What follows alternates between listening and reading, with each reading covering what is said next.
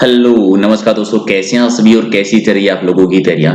तो आज एक टेस्ट करेंगे राजस्थान का भूगोल। ये क्वेश्चन सारे वो क्वेश्चन हैं जो आपको अलग अलग एग्जाम में पूछे गए हैं। तो पूरा वीडियो देखना और बताना है कि कितने क्वेश्चंस आपने सही किए हैं। अगर आपने पुराने पेपर पढ़े हुए हैं, पुराने पेपर जितने भी हुए हैं उनके क्वेश्चंस अगर आपने देखे हैं तो आप सारे क्वेश्चन सही कर देंगे। लेकिन जो भी आपका स्कोर रहता है आप कमेंट करके जरूर बताएंगे और ये भी बताएंगे कि अब तक राजस्थान के अलग अलग परीक्षाओं में जो जो क्वेश्चंस पूछे गए हैं उनकी सीरीज को अगर हम कंटिन्यू रखें तो कमेंट करके जरूर बताना और वीडियो को लाइक शेयर जरूर कर देना। चलिए शुरुआत करते हैं क्वेश्चन नंबर 1 से और देखते हैं आपका स्कोर क्या आता है। पहला क्वेश्चन हमारा ये है कि राजस्थान का सबसे अधिक संगठित और प्राचीन उद्योग कौन सा है। राजस्थान का सबसे अधिक संगठित और प्राचीन उद्योग इनमें से कौन सा आता है, तो वो आता है सूती वस्त्र उद्योग। आप 3-4 क्वेश्चन कह सकते हैं कि राजस्थान का सबसे प्राचीन उद्योग कौन सा है, राजस्थान का सबसे संगठित उद्योग कौन सा है, या फिर आप कह सकते हैं कि राजस्थान का सर्वाधिक रोजगार वाला उद्योग कौन सा है, क्योंकि सर्वाधिक रोजगार भी यहीं पर है। आपको याद होगा कहां पर इसकी स्थापना की गई थी। 1889 में पहली सूती वस्त्र मिल की स्थापना हुई थी ब्यावर में, और ब्यावर कहां पर है, अजमेर जिले में है। यहाँ पर एक इंपॉर्टेंट सा क्वेश्चन है जिसका आंसर आपको देना है। एक तो नाम आता है सेठ दामोदर दास जी का, जिन्होंने स्थापना की थी। उनके साथ एक अंग्रेज अधिकारी और था जिनके सहयोग से पहली सूती वस्त्र मिल की स्थापना हुई थी ब्यावर अजमेर में। ठीक है, तो मुझे कमेंट करके जरूर बताना कि वो अंग्रेज अधिकारी कौन थे। क्वेश्चन नंबर 2 है कि राजस्थान में सीमेंट उत्पादन का प्रमुख जिला कौन सा है। सीमेंट का सर्वाधिक उत्पादन राजस्थान में कहां पर होता है। वैसे अगर बात करें तो चित्तौड़गढ़ में होता है। राजस्थान में सीमेंट का उत्पादन वैसे मुख्य तौर से चित्तौड़गढ़ जिले में होता है, लेकिन ऑप्शन के आधार पर बताएंगे तो कोटा बूंदी रहेगा। कोटा बूंदी में इन ऑप्शन के आधार पर कोटा बूंदी में सबसे ज्यादा होता है, प्रमुख जिले हैं। लेकिन अगर एक जिले का पूछे कि कहां पर सीमेंट का उत्पादन होता है तो चित्तौड़गढ़ जिले में सर्वाधिक होता है। और आपको याद होगा पहली सीमेंट का कारखाना लगा था लाखेरी में, लाखेरी बूंदी में लगा था 1915 के दौरान। 1915 में निर्माण हो गया था, लेकिन जो उत्पादन की शुरुआत हुई थी ये उत्पादन शुरू हुआ था 1917 में। तो कभी कभी क्या होता है कि 1915 की जगह 1917 भी आ जाता है, तो कंफ्यूजन नहीं होना है। और पहला सफेद सीमेंट का कारखाना आपको याद भी होगा, पहला सफेद सीमेंट का कारखाना जो लगा था ये नागौर में लगा था, गोटन नागौर में, तो वो भी याद रखना है। इसके अलावा खारिया खंगार जो है वो भी सफेद सीमेंट का ही कारखाना है। क्वेश्चन नंबर 3 है कि राजस्थान में वस्त्र नगरी के रूप में विख्यात शहर कौन सा है। वस्त्र नगरी किसको कहा जाता है, वस्त्र नगरी कहलाता है भीलवाड़ा। आप अब्रक नगरी भी कह सकते हैं क्योंकि अब्रक का सर्वाधिक उत्पादन यहीं पर होता है। अब्रक को माइका कहा जाता है तो आप माइका सिटी कह सकते हैं। राजस्थान का मैनचेस्टर कह सकते हैं, तो राजस्थान का मैनचेस्टर, राजस्थान की माइका सिटी, अब्रक नगरी, वस्त्र नगरी किसको कहते हैं, भीलवाड़ा को कहा जाता है। सर्वाधिक यहाँ पर अब्रक का उत्पादन भी यहीं पर होता है। राजस्थान में सरसों तेल का प्रमुख उद्योग केंद्र कौन सा है। सरसों तेल उद्योग का प्रमुख केंद्र आता है वो आता है भरतपुर। ठीक है, भरतपुर तो राइट आंसर का हो जाएगा, डी इसका सही आंसर है। क्वेश्चन नंबर आपका 5 है कि भूमध्य सागर के चक्रवातों से कौन सी वर्षा होती है। भूमध्य सागर के चक्रवातों से मावट वर्षा होती है। शीतकालीन पश्चिमी विक्षोभ से जो शीतकालीन जो वर्षा होती है मावट वर्षा, जो कि रबी की फसल के लिए काफी लाभदायक होती है, तो 3 आपका सही है। नेक्स्ट है कि राजस्थान में चलने वाली हवाओं की दिशा कौन सी है। राजस्थान में जो हवाएं चलती है वो मुख्य तौर पर दक्षिण पश्चिम से पश्चिम की ओर चलती है। मुख्य तौर पर दक्षिण पश्चिम से पश्चिम की ओर चलती है, यानी राइट आंसर आपका बी हो जाएगा। अब दक्षिण पश्चिम से एक चीज और आप याद रख सकते हैं, राजस्थान में सर्वाधिक जो वर्षा होती है वो ग्रीष्म काल में होती है। और सर्वाधिक वर्षा किन पवनों से होती है, दक्षिणी पश्चिमी मानसून पवनों से होती है, तो उनके साथ में आप कनेक्ट करके याद रख सकते हैं। अगला है कि वर्षा का वार्षिक औसत कितना है राजस्थान में। वर्षा का वार्षिक औसत जो है वो है 58। यहाँ पर 3 चीज आपको याद रखनी है। एक्चुअल में जो सही वाला डाटा है वो है 57.51 सेमी औसत वर्षा होती है राजस्थान में। तो ऑप्शन में आपको 57.51 भी मिल जाता है, ऑप्शन में आपको 58 भी मिल जाता है जैसा कि इस क्वेश्चन के ऑप्शन में दिया हुआ है, या फिर एक ऑप्शन और आता है 57-58 लिखा हुआ। तो तीनों ही ऑप्शन ध्यान रखना है, कोई एक मिलेगा, तीनों ऑप्शन आपको नहीं मिलेंगे। तो जो भी आपको ऑप्शन मिलेगा क्वेश्चन के अकॉर्डिंग उसी के अकॉर्डिंग ये राइट आंसर हो जाएगा। तो औसत वर्षा है वो 57.51 सेमी है, सबसे ज्यादा झालावाड़ में और सबसे कम होती है जैसलमेर में। अगला है कि राजस्थान के किस भाग से कर्क रेखा होकर गुजरती है। कर्क रेखा आपको याद होगा राजस्थान के दक्षिण भूभाग से गुजरती है, यानी बांसवाड़ा और डूंगरपुर का एरिया जो है, यानी सर्वाधिक नजदीक जो कर्क रेखा की है वो है बांसवाड़ा, और एक जिला और है जिसकी सीमा टच होती है, वो होती है डूंगरपुर की। तो डूंगरपुर और बांसवाड़ा दो जिलों की सीमाएं टच होती है, तो दक्षिणी राजस्थान यानी जिसको आप वागड़ क्षेत्र कहते हैं। हालांकि ऐसा नहीं है कि पूरे वागड़ क्षेत्र में से टच करती भी जाती है, तो राइट आंसर आपका हो जाएगा ए, इसका सही है। अगला है कि वर्षा जल को नाड़ी या तालाब में उतारने के लिए उसके चारों ओर मिट्टी को दबाकर बनाया जाता है, उसे क्या कहते हैं? ठीक है, नाड़ी या तालाब में जल को उतारने के लिए चारों ओर मिट्टी को दबाकर जो बनाया जाता है उसको नॉर्मली स्थानीय भाषा में क्या कह देते हैं? उसको आगोर भी कहा जाता है, पायतान भी कह देते हैं, दोनों ही कह सकते हैं। आगोर भी सही है, पायतान भी सही है, तो राइट आंसर आपका 3 नंबर हो जाएगा कि दोनों ही जो है वो सही है यहां पर। नेक्स्ट है कि राज्य के उत्तरी पूर्वी दिशा से प्रवेश करने वाली हवा को किस नाम से जाना जाता है? यानी उत्तरी पूर्वी दिशा से, ये उत्तरी दिशा है, ये पूर्वी दिशा है, यानी उत्तरी पूर्वी दिशा से प्रवेश करने वाली जो हवा है उसको स्थानीय भाषा में क्या कहा जाता है? तो संजेरी कहलाती है, संजेरी कह देते हैं, बी हो जाएगा आपका राइट आंसर। अगला है कि स्टेपी प्रकार की वनस्पति में घास के मैदान पाए जाते हैं, किस प्रकार की जलवायु में? स्टेपी प्रकार की वनस्पति में घास के मैदान जो पाए जाते हैं वो कौन सी जलवायु प्रदेश में? तो ये अर्ध शोषक जलवायु प्रदेश में, अर्ध शोषक जलवायु प्रदेश। जो ये शोषक जलवायु प्रदेश जो है यहाँ पर तो मरुद्भिद वनस्पति पाई जाती है, यानी जीरोफाइट वनस्पति पाई जाती है। अर्ध शोषक मरुस्थलीय भूभाग जो है, जलवायु भूभाग जो है, यहाँ पर स्टेपी प्रकार की वनस्पति पाई जाती है, तो राइट आंसर आपका बी हो जाएगा। नेक्स्ट है कि राजस्थान की जलवायु को प्रभावित करने वाले मुख्य कारक कौन कौन से हैं? तो किसी भी क्षेत्र की जलवायु को प्रभावित करने वाले कारक कौन कौन से होते हैं? समुद्र तल से दूरी भी है, अक्षांशीय देशांतरी विस्तार भी होता है, धरातलीय स्थिति भी होती है, उस क्षेत्र का तापमान, उस क्षेत्र की वायु, उस क्षेत्र की मिट्टी, धरातलीय स्वरूप, सारे ही होते हैं, तो उपयुक्त सभी हो जाएगा राइट आंसर, तो डी आपका सही आंसर है। अगला है कि राज्य का कौन सा भाग अरब सागर से उठे मानसून से अधिक वर्षा प्राप्त करता है?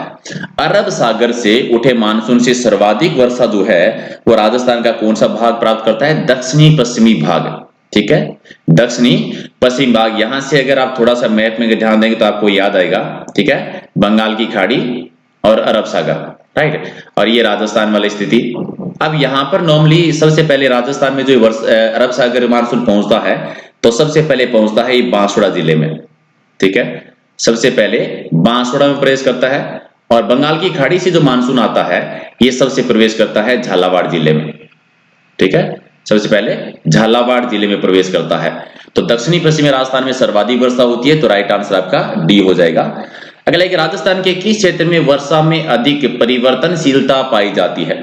सर्वाधिक परिवर्तनशीलता पाई जाती है खासतौर से मरुस्थलीय क्षेत्र जो है, और अगर एक जिले की बात करें तो जैसलमेर वाला एरिया जो आता है, क्योंकि सबसे कम वर्षा जैसलमेर में होती है, और स्थान की बात करें तो जैसलमेर में एक जगह आती है सम, जहां पर सबसे कम वर्षा होती है, मात्र 5 सेमी वर्षा होती है, तो राइट आंसर आपका बी हो जाएगा। अगला है कि ग्रीष्म ऋतु में राजस्थान में कम वायु दाब का क्षेत्र बनता है किस क्षेत्र में? ग्रीष्म काल में कम वायु दाब वाला क्षेत्र कहां पर बनता है? तो मरुस्थलीय क्षेत्र में बनता है, पश्चिमी राजस्थान के एरिया में, उत्तर पश्चिमी क्षेत्र वाला जो है उत्तरी पश्चिमी राजस्थान में, क्योंकि एक चीज हमने बहुत बार पढ़ी होगी कि ग्रीष्म काल में समुद्र वाला जो एरिया होता है वहां पर उच्च वायु दाब बनता है, और मरुस्थलीय क्षेत्र में निम्न वायु दाब बनता है, और हवाएं जो है वो उच्च वायु दाब से निम्न वायु दाब की ओर चलती है, इसीलिए थार का मरुस्थल जो है, उत्तरी पश्चिमी एरिया जो है, ये मानसून को आकर्षित करने का कार्य भी करता है। अगला कि इनमें से कौन सा असुमेलित है? एक साइड में नदी है, दूसरी साइड में सहायक नदियां दे रखी है, तो गलत की पहचान करनी है।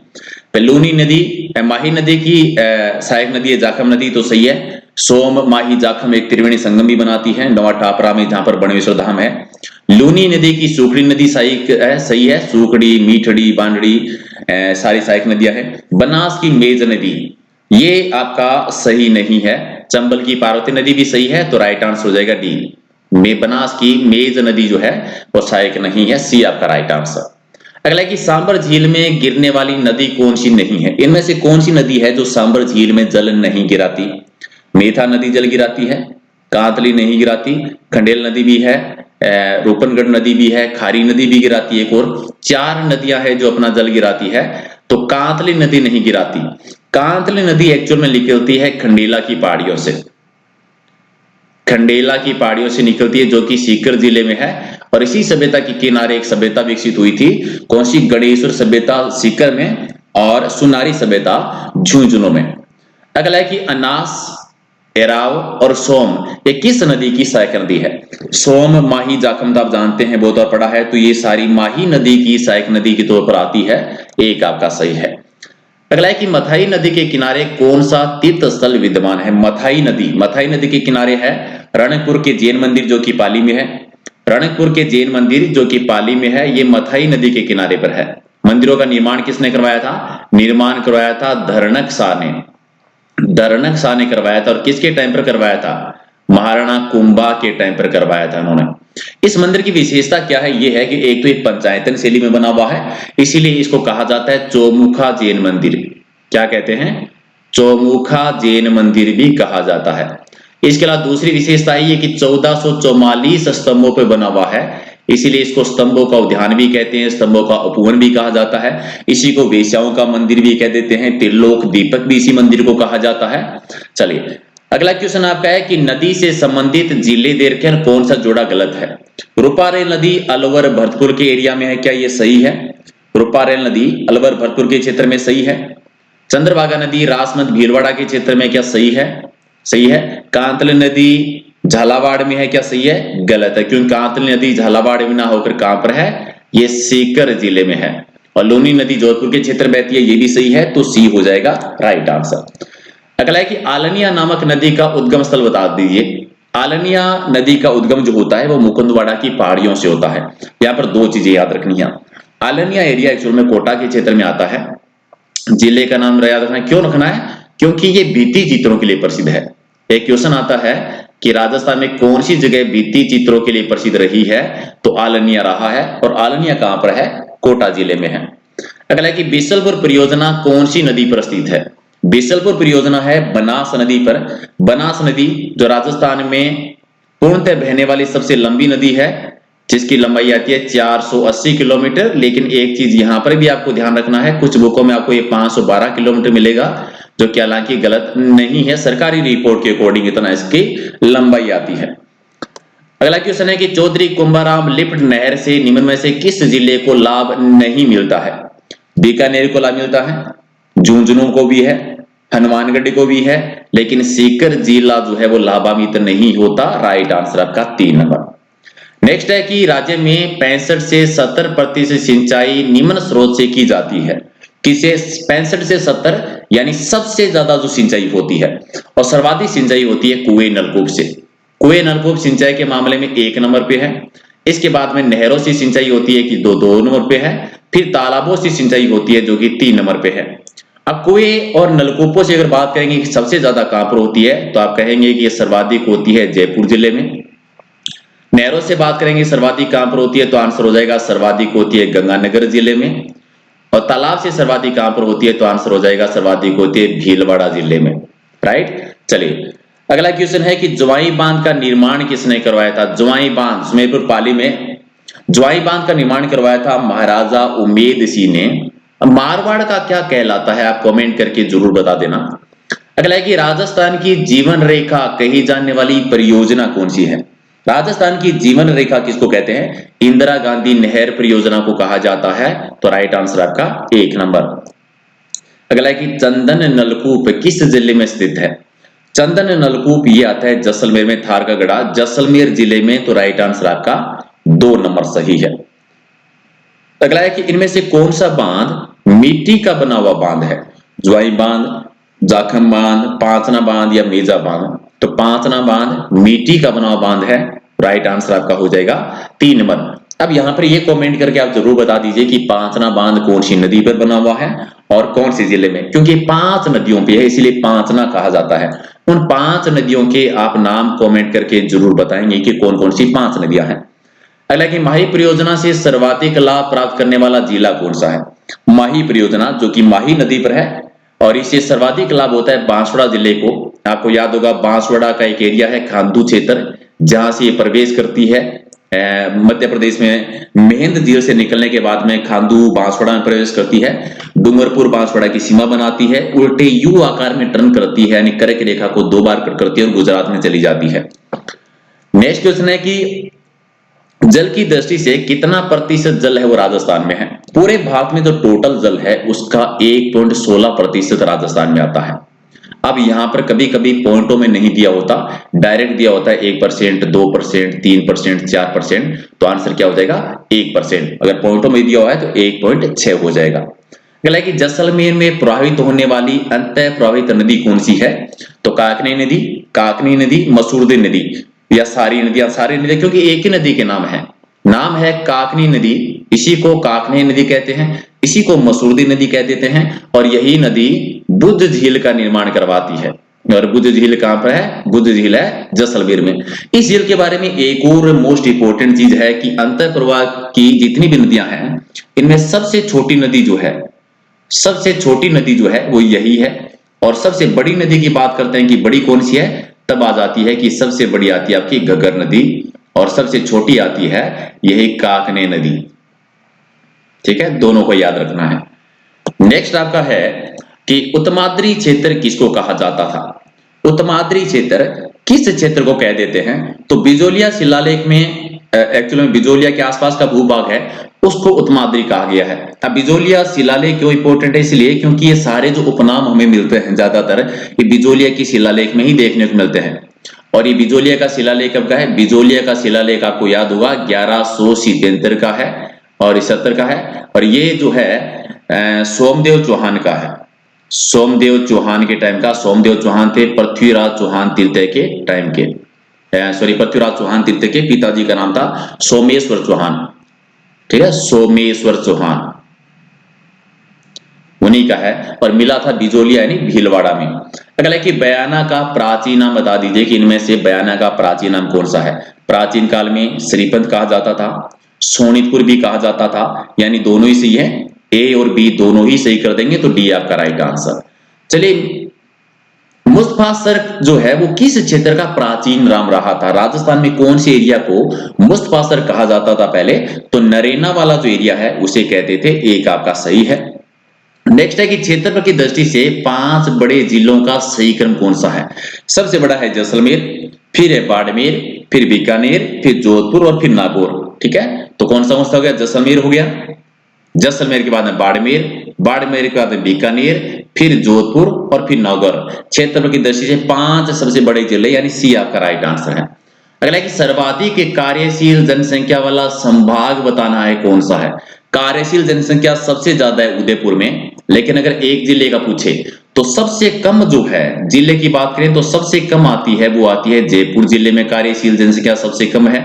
और सबसे ज्यादा की बात करें कि कहां पर है तो सर्वाधिक कार्यशील जनसंख्या है प्रतापगढ़ में, सर्वाधिक है प्रतापगढ़ में और सबसे कम है वो उदयपुर में है। नेक्स्ट है कि राजस्थान के आकार के समान आकार वाला जिला कौन सा? ऐसा कौन सा जिला है जिसका आकार राजस्थान के आकार के जैसे मिलता जुलता है? कौन सी जिले का है? तो ऐसा जो टोंक जिले का आता है, पतंगकार आकृति जो टोंक की आती है, मिलता जुलता है, एक जैसा नहीं कह सकते, लगभग समान आकृति जो है वो टोंक की है, जो राजस्थान की एकमात्र मुस्लिम रियासत भी रही थी। राजस्थान का प्रथम जैविक उद्यान कौन से अभियान में बनाया गया था? पहला जैविक उद्यान कौन से अभियान में बना था? तो बना था नाहरगढ़ अभ्यारण्य में। राइट आंसर आपका सी हो जाएगा। नेक्स्ट है कि कैक्टस गार्डन राजस्थान के कौन से स्थान पर विकसित किया गया है?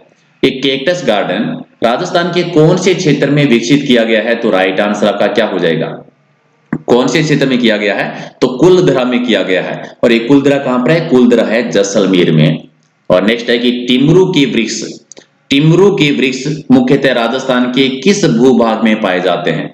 और टिमरू के वृक्ष ज्यादातर जो है वो राजस्थान के कौन से भूभाग में देखने को मिलते हैं? तो ये राजस्थान का तो दक्षिणी और दक्षिणी पूर्वी भूभाग है, दक्षिणी क्षेत्र और दक्षिणी पूर्वी यानी हाड़ौती वाला एरिया है, वहां पर देखने को मिलते हैं। राइट, चलो ये थे कुछ इंपॉर्टेंट क्वेश्चंस। अगर आपको पसंद आया है तो वीडियो को लाइक कर देना ताकि